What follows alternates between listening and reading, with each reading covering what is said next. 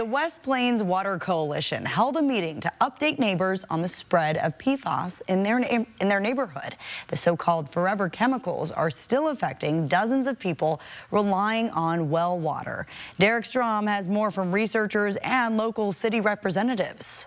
It doesn't break down, there's no half-life, and there are no good inventions that can get rid of it in a snap. Neighbors in the West Plains of Spokane County have been dealing with PFAS-contaminated water since 2017, and some still haven't been able to find a solution to their water issues. These forever chemicals have caused health problems, and they cause many people to rely on bottled water because they can't afford to have a filter system installed.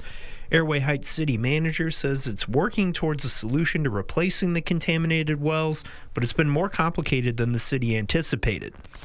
Our preferred option was to develop a new well in an uncontaminated aquifer. And what I mean by that is our intent was to discontinue the use of the contaminated water supply wells on the West Plains and transfer those water rights down to a new well. City Manager Albert Tripp says the city has paused its effort to drill a new well and has signed an agreement with the city of Spokane for additional water capacity.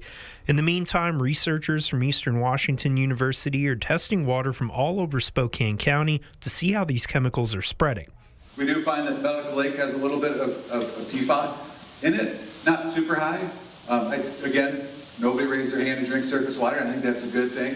I do fall and I swim in the lake all the time. Dr. Chad Pritchard from Eastern Washington University says there are also low levels of PFAS in other local lakes and streams like Deep Creek and Latah Creek.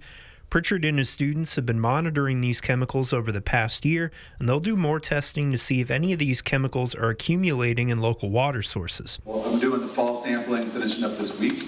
I'm testing Medical Lake well and a couple other wells. And then we'll sample again in December or January for our winter sampling event, and that will finish up a whole year of quarterly monitoring to see seasonal variations. In Medical Lake, Derek Strom, 4 News Now.